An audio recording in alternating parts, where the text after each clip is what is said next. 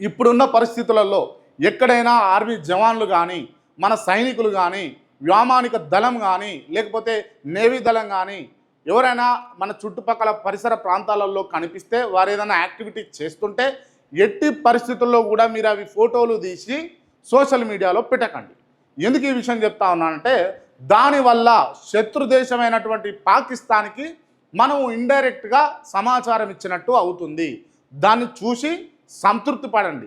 ప్రతిదీ తీసి సోషల్ మీడియాలో పెట్టడం సబబు కాదు. అది ఇప్పుడున్నటువంటి పరిస్థితుల్లో దయచేసి ఆలోచించాలి సుమ. ఎందుకంటే దీనివల్ల ఇబ్బంది అయ్యే అవకాశాలు ఉంటాయి అని చెప్పేసి చాలామంది కూడా సోషల్ మీడియాలో ఈ పోస్టులు పెట్టడం జరుగుతూ ఉంది.